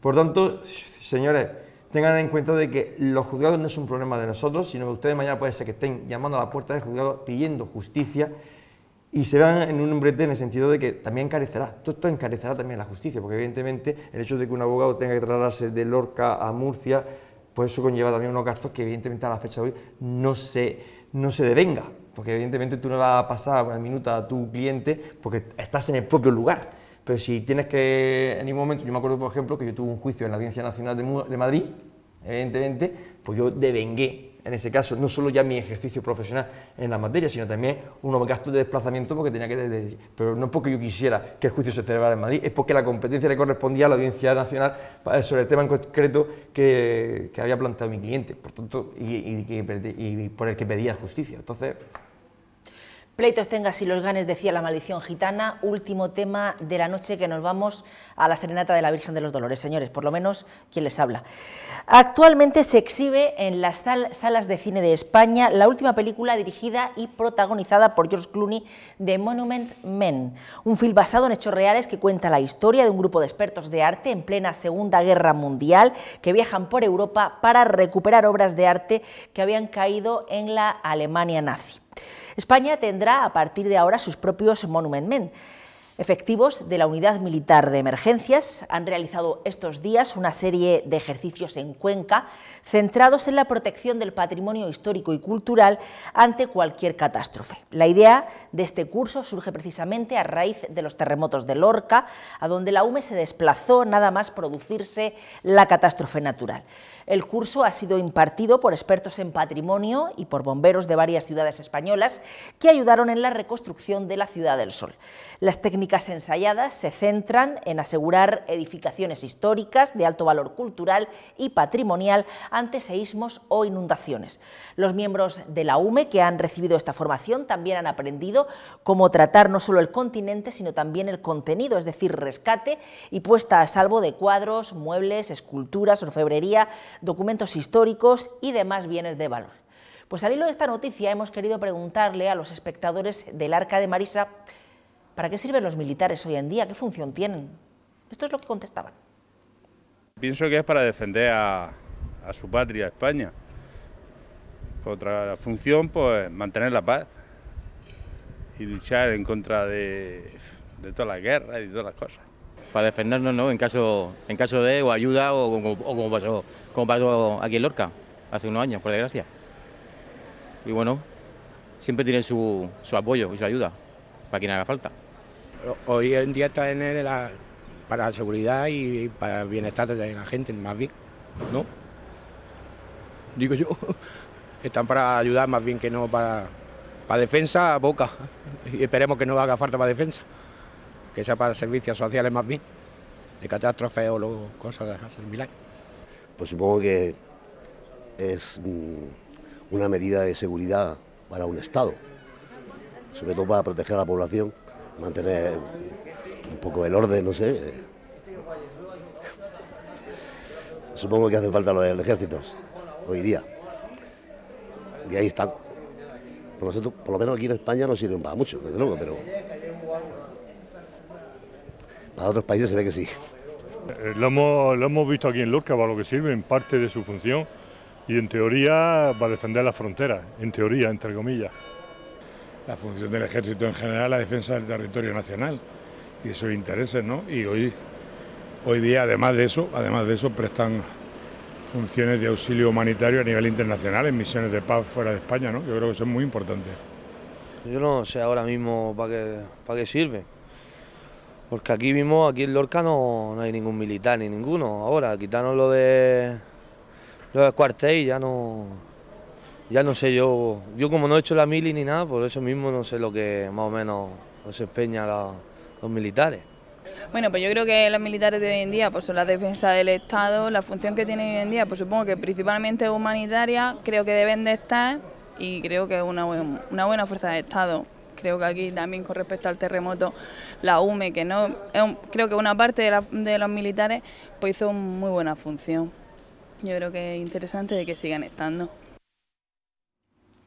Gracias, amigos, por participar con nosotros y brindarnos su opinión. ¿Qué conclusiones, qué impresiones sacas tras los comentarios de nuestros convecinos, Juan Francisco? Pues que había un poco de todo, gente que respondía de forma bastante correcta y acertada, y otra gente pues que estaba un poco despistadilla, digamos, ¿no? Yo creo que además viene recogido en la propia Constitución. La misión del Ejército es mantener la integridad territorial del Estado, eso no solo en España, eso en todos los países normales y civilizados. Lo que pasa es que hay mucha gente que vive en el país del arco iris y de que todo es felicidad y no hay conflictos y nunca más va a volver a haber guerras. Hay que decir que llevamos el periodo más largo en la historia de Europa sin haber una guerra, me refiero de Europa entre los países de la Unión, ¿no? Que algo de bueno tendrá la Unión, pero vamos, cuando llevamos el periodo más largo sin tener una guerra, pues significa que había unas cuantas, ¿no? Y no creo yo que la condición del ser humano haya mejorado muchísimo desde entonces hasta ahora. Entonces los ejércitos pues tienen una misión disuasoria, evidentemente, para evitar también la agresión de un agente exterior, y suponiendo que ocurriera esa agresión, pues está el ejército para defenderse. Yo tengo que decir que en términos generales en Europa y concretamente ahora mismo en España los ejércitos están medio desmantelados y estamos en mantillas. Es verdad que es difícil en tiempos de crisis a la gente decirles que hay que gastarse dinero en defensa, pero como sigamos así, dentro de 4 días vamos a tener un ejército pues que efectivamente va a dar la risa, no solo en España, sino en Europa. Como hasta hace 4 días, a pesar de lo malvados que son los yanquis y toda la leyenda negra y tal, que seguro que han hecho cosas malas, han sido el ejército de Occidente hasta hace 4 días, porque aquí no hay ejército en Europa, somos una banda. Entonces, pues nos parece muy bonito criticar el gastazo terrible que hacían los americanos, pero la pura y dura realidad es que si la política que está haciendo Estados Unidos es de cada vez más retirarse de su ámbito de estar fuera y quedarse más, mirarse hacia adentro, pues Europa, no solo España, tendrá que plantearse que hay que tener unos ejércitos, porque Dios no lo quiera, que nunca pase nada, pero y si pasa, pues yo... es muy cristiano y yo lo escucho y la palabra del Señor es dejarse abofetear en la otra mejilla, todo eso está muy bien, pero yo no le puedo pedir a la gente heroicidades. Si un día tenemos un conflicto, pues me gustaría que hubiera alguien que nos defendiera. Esa era la opinión de Juan Francisco Soriano. ¿Por dónde pasa la tuya, José Antonio? Decía, hay un adagio romano, decía, si vis pacem para bellum, que traducido quiere decir, si quieres la paz, prepárate para la guerra. O sea, esa era la mentalidad de los ejércitos romanos y de las naciones que utilizaban la guerra pues como expansión del territorio, como supervivencia muchas veces, y no solamente como defensa, sino como fuerza de choque y de ataque y tal. Luego también Tierno Galván decía, si quieres la paz, trabaja por la paz, lucha por la paz. Yo me apunto más a esta segunda acepción de un refrán, porque los ejércitos ahora son la mayoría de los casos para la paz, es decir, no solamente para perseguir la paz, sino para, como se ha dicho también en algunas de las respuestas en las encuestas, como ayuda humanitaria para muchas cosas. Y que la defensa, ya no hay Ministerio de Guerra, antes había en los países Ministerio de Guerra, en España había Ministerio de Guerra, ahora el Ministerio de Defensa. La defensa no es solamente de un país, para eso está la OTAN, por una parte, o el Pacto de Varsovia, por otra parte, y tal, y están luego los ejemplos más sangrantes, que son esas guerras intestinas que hay en los países del Oriente Medio y tal. Pero los ejércitos de hoy sirven para defender grandes áreas de territorio, grandes áreas donde hay millones de ciudadanos y donde todos participan, pero más como ejercicio de defensa que no como ataque. En esto ha habido un cambio de mentalidad en la humanidad durante muchísimo tiempo. Solamente queda por ahí un resquicio de esa guerra santa que preconizan algunas religiones y que practican algunos países, que yo creo que ya es un anacronismo en los tiempos que corren. Luis Antonio, pon la guinda que nos vamos. Vale, nos vamos a decidir a la Virgen de los Dolores, ¿no? Bueno, yo voy a empezar con lo que decía Thomas Hobbes. El hombre es un lobo para el hombre. Y es evidente de que, y voy a decir otra cosa que te decía también cuando yo estudiaba Derecho Internacional Público, una forma de relacionarse las naciones era por medio de la guerra. Y luego voy a añadir otra cosa más. Antes existía un ministerio de guerra que se llamaba, que lo regentaba bajo Alfonso XIII, Manuel Azaña, luego presidente de la República, que también fue ministro de guerra, si no recuerdo mal, también en tiempo de la Segunda República. Ministro de guerra que ahora mismo se ha convertido en ministro del Ministerio de Defensa. Bueno, lo que sí está llamativo, y de hecho al principio de la noticia era un grupo de personas dentro del ejército para la defensa del patrimonio histórico. Yo voy a recordar aquí una anécdota que también ocurrió. Azaña fue el que dio la orden de que evacuaran todas las obras de arte del Museo del Prado, y muchas veces le preguntaron al señor Azaña, según tengo recogido y además leí en su momento, le preguntaron, pero señor, ¿por qué se preocupa usted en defender y evacuar las obras de arte del Museo del Prado? Dice, porque mañana, ahora mismo hay un tal Franco y un tal Azaña, pero mañana los españoles tendrán derecho a disfrutar de su patrimonio histórico. Bueno, más o menos era esa la afirmación, no la he dicho de modo preciso porque seguro que habrá algún purista que me estará ya echando los perros, pero bueno, para que lo entendamos. Es importante preservar lo que es el patrimonio. Y los lorquinos lo hemos sentido en nuestras propias carnes con lo que ha pasado recientemente con el terremoto. Y debemos ser conscientes de que es importante también el conservarlo, el preservarlo y admirarlo. Porque además lo debemos de admirar porque son nuestras señas de identidad. Dicho esto, yo voy a decir que lo que ha hecho Juan Francisco es totalmente cierto, en el sentido de que la Constitución dice de que el ejército está para defender el país, pero también está para garantizar la integridad del mismo. Por eso mismo, algunos, por desgracia, mandos militares, se rumorea de que con el tema de Cataluña se ven la obligación legitimados, pero que están legitimados, sí, pero que no olviden que tienen un mando supremo al que someterse, que es el gobierno central de Madrid, con su ministro de Defensa, que tendrán que acatar las órdenes de donde vienen, que es de ahí. Y tendrán que actuar si así lo ordena el gobierno de la nación. Y por último, decir que, bueno, por lo que han dicho de que se fue el cuartel Sancho Dávila de aquí de Lorca.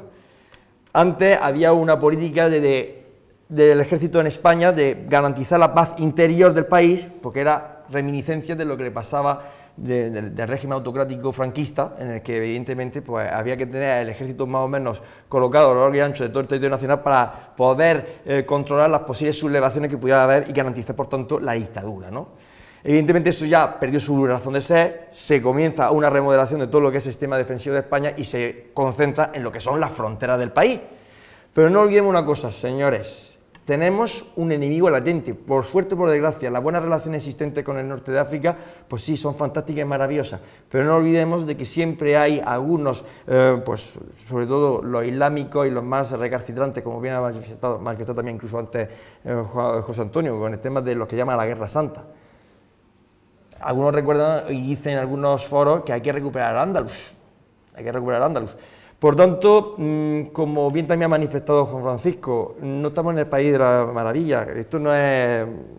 Debemos ser conscientes de que el ejército estamos en una situación bastante precaria y si estamos atacados necesitaremos del papá yanqui que venga a ayudarnos con todo su armamento, todo su potencial armamentístico y cumplir, por tanto, el pacto de la OTAN, el tratado de la OTAN para poder salvaguardarnos, porque ahora mismo el ejército está en una situación, vamos, como dirían algunos, en cuadro, porque no tenemos dinero para las cosas realmente necesarias, evidentemente que se ponga el gobierno a gastarse perras en armamento. Eso no lo entenderíamos por ninguno. Pero lo digo sobre todo por aquellos que empiezan a decir de algunos partidos políticos, es que debemos ser como Suiza, abolir el ejército, declararnos un estado neutral. Sí, declárate neutral, a ver que pronto viene como decía mi profesor de filosofía política, el moro buza a atacar el país.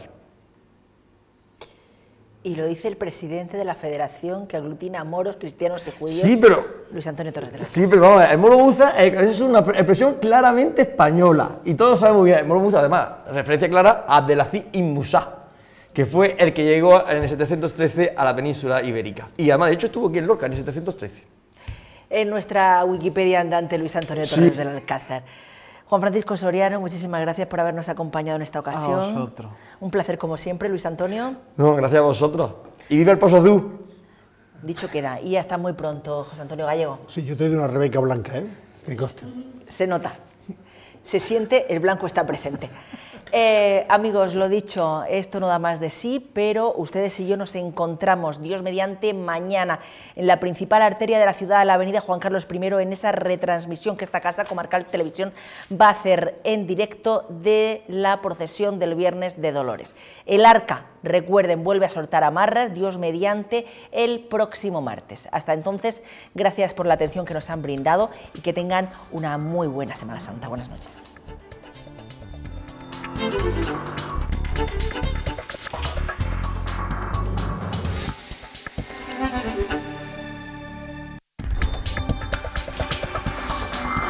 Mm-hmm.